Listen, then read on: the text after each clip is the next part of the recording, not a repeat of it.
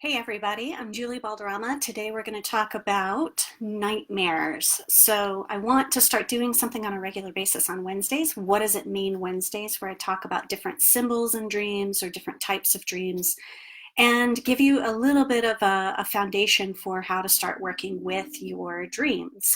Now, that being said, nobody has the authority to tell you what your dreams mean except for you. You're the only authority on what your dreams mean. However, there are a couple of different ways that we can look into the types of dreams that we have and some common dream symbols and some archetypes to strengthen your language, your dream language. Dreams talk to us in symbols and in metaphor, and if we're not used to speaking that language, if we're not used to understanding that language, then sometimes our dreams can seem really more confusing and crazy and weird to us than giving us any sort of guidance or insight. Hey, Megan. So today we are talking about we're talking about nightmares and looking into what nightmares mean. So for those of you that don't know me and don't know my work, I teach visionaries and change makers how to nurture and tend the wisdom and the insight and the healing that's available in their sleeping dreams so that they can creatively influence the waking dream. I did a Facebook Live yesterday on that subject, on the subject of being able to influence the waking dream. So if you aren't quite sure what I'm talking about there, you can go and watch that Facebook Live. But before we get started on talking about nightmares, I just want to check in with you who are watching right now live or who may be watching the replay. And I'd love to know if you have nightmares, and if you can remember a particular nightmare. Like I remember a nightmare from my childhood. Does anybody remember a nightmare from their childhood, or one of those nightmares that seem to stay with you for a while? And if you can remember that, I usually have my water here with me, but I don't today. So hopefully I can get through this broadcast. If you can remember some of those images or those symbols, or you can remember that nightmare and you want to share it in the chat, please feel free to do so. Hopefully the broadcast today will give you a little bit of a jumping off point to be able to dig into that nightmare. Just to let you know, I do have a program available right now. Registration is open for my Dream Catcher program. So if you are feeling like this kind of work could be really transformational in your life, I will leave that link to the program in the comments. It's called Dream Catcher. And I'm loving this program so much because the way that it's structured really allows you to work with your dreams at your own pace and in your own time. Sometimes dream work can feel a little bit difficult to integrate into our lives because it does require that we sit in a place of mystery and of symbol and of metaphor, and we're not used to doing that. So it feels like it takes time. All of our stuff comes up around being productive. But I think that when you experience the profound transformation that can happen with dream work, it all suddenly you realize how worth it is. Okay, so checking in again, tell me your experiences, if you're willing to share your experiences with nightmares. I also like thumbs up and hearts, so if you're watching and you want to give me a thumbs up or you want to give me a heart on anything that resonates with you, I love seeing those little bubbles pop up. Okay, so what if I were to say that there's no such thing as a bad dream? All dreams come in service to us. Jeremy Taylor has a book called The Wisdom of Your Dreams. And in that book, he lists 10 basic assumptions about dreams. And one of those assumptions is that all dreams come in service to the dreamer, meaning even nightmares come to you in service of your health and wholeness. They're a gift. So why are they so freaking scary? If they're a gift and they're in service to us, why do they scare the pants off of us? Well, they are quite literally a wake-up call. They're pointing towards something in our life that is not working for us anymore. And they're asking us, hey, Laura Lynn, welcome. They're pointing towards something in our life that's not working for us anymore. And they're asking us, they're actually telling us in a pretty straightforward way, pay attention, this is important. So if you do dream work on a regular basis, you may notice that there are certain dreams that are kind of nudging you in a certain direction. Hey, pay attention to this. What if we look into this? What if we go this way? And if we don't listen to those nudgings, the dreams will get a little louder, and they'll eventually they'll get loudest of all, which is the nightmare. So if you've ever seen the movie Inside Out, has anyone ever seen that movie? Drop me a comment or give me a thumbs up if you see, or heart if you loved the movie Inside Out. It's that animated film that was giving us an inside view of what's going on in our brains. I think it's a brilliant movie that talks about neuroplasticity. It talks about neuroscience, emotions, the interactions of all of that in such a wonderful, accessible way. But do you remember in the movie that there is a scene where Joy is trying to wake up, I don't remember the little girl's name, the little girl character that all these emotions are occupying in her, and I should say her heart mind, right? I keep pointing to here, but I mean here. And Joy, the character of Joy, is trying to wake the little girl up, and she's trying to wake her up by by having all these fun things happen in her dreams, and oh, we're gonna party, and the girl stays asleep, and it's sadness that's like, no, we're not going to wake her up unless we give her a nightmare. And Joy's like, no, don't give her a nightmare, that'll traumatize her. But sadness knows that it is the nightmare that's going to wake you up in your life. It's going to cause such a reaction that you pay attention when you haven't normally been paying attention. So let's back up just a little bit. My understanding of why we're here in this world, and everybody has a different understanding, but here's my understanding, is that we are divine beings, and we incarnate into a human body, and within that agreement to incarnate into a human body, we have within us an agreement. Carolyn Myss calls it our soul agreement. Is that right? Our soul contract. And within that, we've made an agreement to have a particular journey, to have a particular experience in the human experience, in the human condition, in the human incarnation. Some people call that your purpose. Some people call that a desire to express our full selves. There's a book called Finding Your Soul's Agenda, which is a fantastic book. I highly recommend it, by Ani Anderson. And your soul's agenda, we could say that your soul's agenda is that thing that you've agreed to, that contract that you've agreed to, that programming that you came with when you came into this human incarnation. And we know this as when we first come in as divine beings. We know we're divine beings. We know we're whole, well, and perfect exactly the way that we are. We know that we're here to express this soul's agenda, or this contract, or this agreement.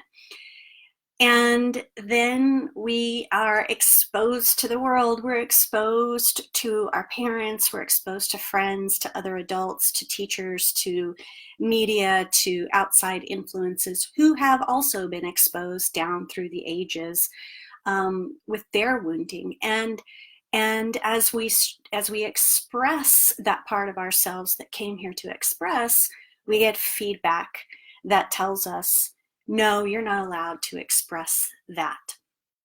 And again, that feedback comes from other people who have gotten that feedback. It's like just one big hazing party, right?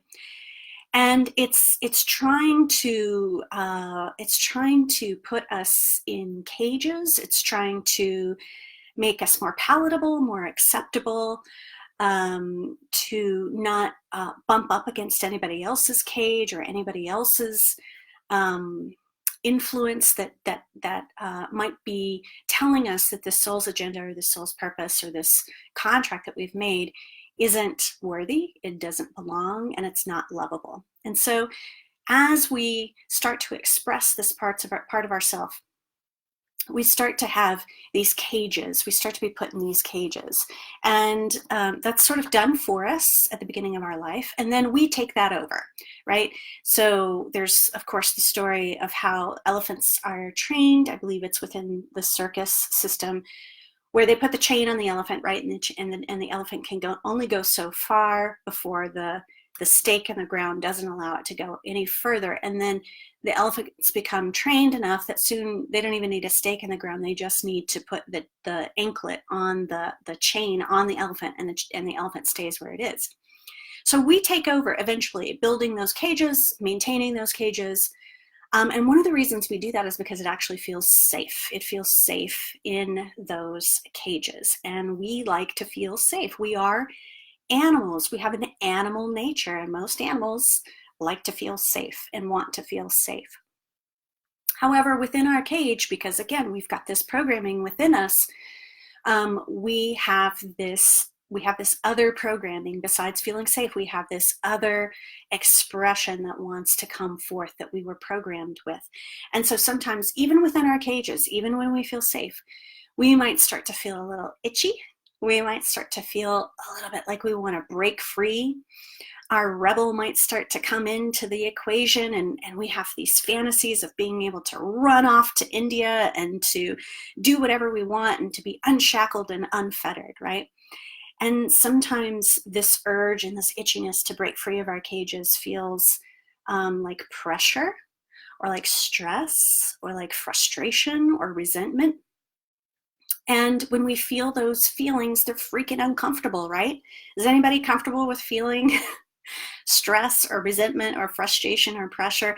And if you do feel those things, which are totally normal to feel, by the way, that's an indication that there's a part of you that really wants to break free from a particular cage. So what happens is when we feel those feelings, we haven't been taught, hey Jennifer, hey Mary Beth, we haven't been taught to go towards those feelings. We've been taught to fix those feelings.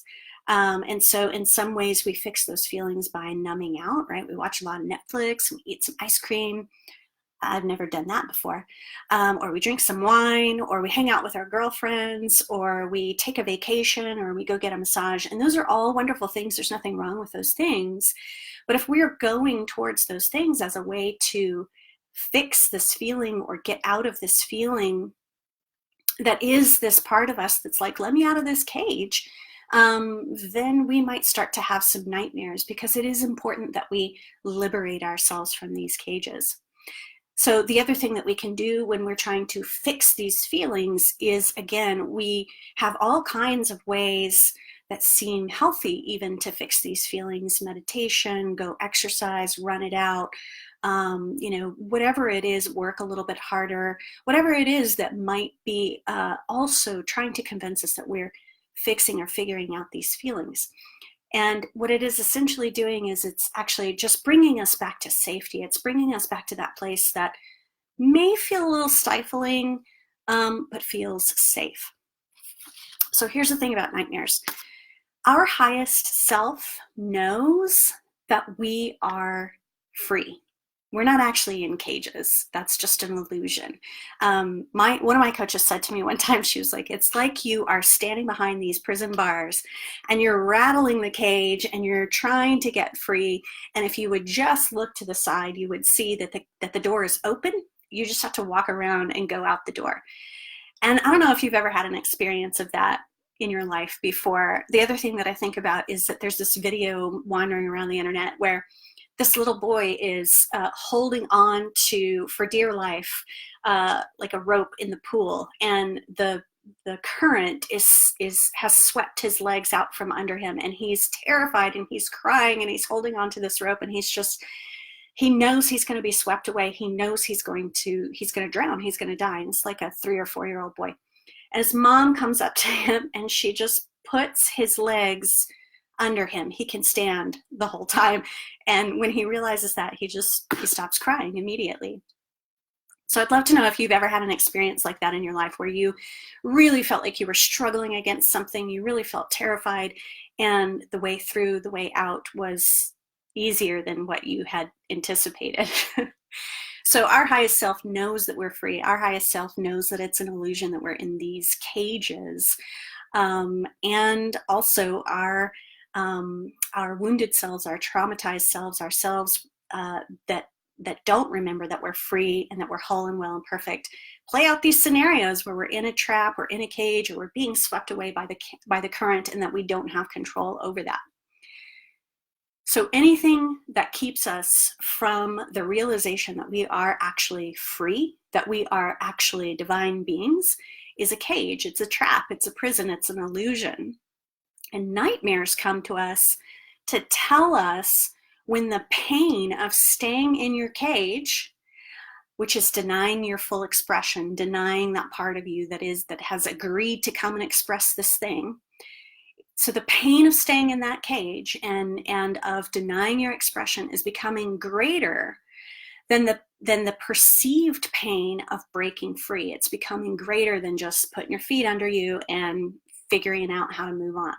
So nightmares come to tell you it is time to find your way out of the cage that you have built for yourself and are maintaining for yourself. They come to tell you when something's not working in your life anymore. They come to tell you when your expression of self is more important than feeling safe. So I just want to check in with you and see, does that resonate for you? Does that scare you a little bit? It might scare you a little bit. That's fine. If you're watching the replay, if you're on right now, let me know how you feel about that when I say that. Here's what's cool about nightmares. They will not only tell you that there's something that's not working in your life anymore, but they'll tell you what it is, where it is, and they will give you the path. They will tell you what to do about it. So working with nightmares can be frightening. I get that. There's a lot of big feelings that come up that we aren't used to feeling and that we kind of take great pains to not feel. And they're absolutely worth working with because, first of all, if we don't work with them, we're probably going to continue to have them. And other things in our life might continue to get louder and louder and louder until we do pay attention to that particular thing that's not working for us anymore. So let me put this in practical terms. Let's say that your relationship is not working for you anymore.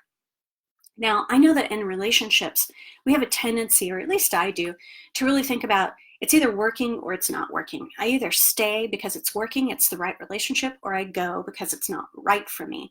But there's a lot of gray in between. And if we can understand that our relationship as it is isn't working for us, we don't necessarily have to make the decision to leave, but we do need to make the decision to do something about it. We do need to make the decision to repair what isn't working for us in our relationship. Now, if we ignore that, hey, Kelly, welcome. If we ignore that, then what happens? Well, the relationship continues to deteriorate, and then, possibly there is the ending of the relationship. There's also, of course, that the relationship continues, but parts of you have to continue to die off. Parts of you have to continue to be hidden. Parts of you have to continue to be in a cage and be unexpressed in order for you to keep that relationship. That's not healthy either. Let's talk about a job. Maybe you are in a job that's not working for you anymore. You're in, some kind of job that's not feeding you, or you're working too much, or you're sacrificing too much of yourself. And so nightmares might be coming to tell you, yes, so much gray in so many relationships. Absolutely, Kelly. So your nightmare might be coming to tell you that this particular job is not working for you anymore. It's not in alignment with what you want, with what your soul wants, with your desires, with your needs. It's not in alignment maybe with your values. Maybe the company that you're working for, has some shady business dealings and you're not really in alignment with that. And it's really costing you a lot to continue to work with that company. Or maybe you are an entrepreneur and you have in your head that the only way to make money is to do business in this certain business model that you've been taught. But it doesn't leave enough room for self-care. It doesn't even leave enough room for intuition. It's too fast, it's too smarmy, whatever it is. It costs you to work within that system. And so a nightmare might be coming to tell you, hey, the cost of working within this system is too high. It's time to get out. It's time to reframe this. It's time to restructure this, to find a different way of working. What are some other examples that you can think of that might be coming that nightmares might be coming to tell you, hey, wake up and pay attention to this. Health, your nightmares can absolutely come and tell you, it is time to stop ignoring that thing that you've been ignoring with your health. So maybe, it's about high blood pressure. Maybe it's about that pain that you've been feeling that you haven't told anybody about, that you're kind of scared to go to the doctor about. Maybe it is about the level of stress that you have in your life that is maybe causing things in your body to sort of break down at a level that you can't quite see yet. So a nightmare will come to tell you, heads up, you can't see the effect of this yet, but this is important and you need to pay attention to it. So those are the three main things. Hey, Linz, thank you for the hearts, everybody. I love hearts. Keep them coming. So those are, when we're talking about coaching, those are the three main areas that people really pay attention to is their health, their relationships, and their what did I say? Health, relationships, jobs, money. Yeah. But what about play, right? I actually have sort of an influx of clients right now that are really interested in inviting more play back into their lives. I think women especially tend to put play on the back burner. And when I mean play, I mean like things that feel fun, things that feel liberating, things that feel creative, that fill our creative well. And a lot of these things obviously can be done with our family, but we need some space of our own to play and explore on our own.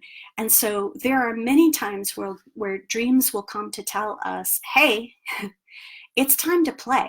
You've got to put play back into your life to be a whole person, to be, of service in your work or to your family or to your friends in the way that we like to be of service. You are a little bit more on the servant part of that spectrum than the service part of that spectrum. And of course, we know when we are in servant energy, we are more likely to feel frustrated, we're more likely to feel depressed, we're more likely to feel resentment and anger. So when we can't give it for free and for fun, and we give it out of obligation or out of a fear of, what would happen if I turn towards myself instead, or if I say no, then we can create this disconnect, and we can create this cage for ourselves. So those are just a few examples of what nightmares might be coming to tell you. It could be something about your health. It could be something about your wealth. It could be something about your relationships, about your play. It could be a warning telling you something about your environment. It's time to take preparations around your environment. There's a story of a woman that was working with Robert Moss, one of my favorite dream workers, and she actually had a nightmare about a mudslide. She lived in California, and it ended up being a premonition dream, right?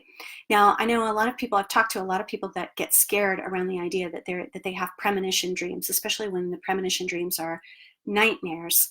The great thing about a nightmare that is a premonition dream is that it is coming to tell you that you can do something to change the course of that. It's not coming just to torture you. Remember, it's coming in service to you.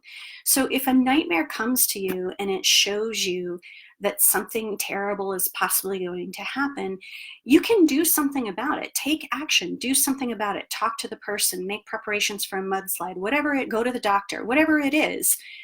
The nightmare is coming to tell you something, to give you the tools to be able to get out of the cage. It's not coming just to torture you. Okay, so I do have right now my Dreamcatcher program. I'm only taking 7 people in this particular program. I've got 5 spots left. So if this sounds like it is a good fit for you, it's a 6-month program. We work with your dreams. We choose a focus area based on what your dreams are presenting at the time. And then as we look through the dreams, the beauty of working with dreams is that the transformation happens so quickly. Even just as you start to recognize and see those parts of yourself that are feeling caged or trapped or malnourished. But in addition to that, we have a coaching session once a month where we are talking about, okay, what are we going to do in waking life? How are we going to influence this waking dream, this waking illusion that we're living right now? So if you want to talk to me more about my Dreamcatcher program, you can definitely send me a private message. You can leave a comment here. You can get in touch with me. I'll leave a link to the landing page, to the program page, which also has links to my calendars as well, so that you can book a call with me if you like. I'd also love to know, if you're watching the replay later, if you're still on live right now, what is your relationship with nightmares? Have you had nightmares that happen again and again? Are you scared to sort of go to sleep at night? I had someone on yesterday that was saying, you know, I'm kind of scared to look at my dreams because I have nightmares. And the thought of actually developing a relationship with this very scary aspect of me is, you know, I'm not on board with that. I'm not feeling that. But I will say that as I've worked with my nightmares, I actually have fewer nightmares. As I've been willing to work with my dreams, I don't think I've had a nightmare in probably about a year or a year and a half. So there, as you develop this relationship with your inner knowing, the need for nightmares goes away because you're paying attention. Thank you so much for watching, everybody. If you have a question about what something means in your dream and you want me to do a Facebook Live on what does it mean Wednesday, let me know and I will talk about it. I got plenty to talk about in the meantime. Next week, we're going to talk about snakes in your dreams. Snakes are a pretty common symbol for the dream, so we'll talk about what that means. But if you've got something that you want to know, leave a comment. Send me a private message and let me know, and I'll do a Facebook Live about it. All right, everybody. Thanks so much for watching, and sweet dreams.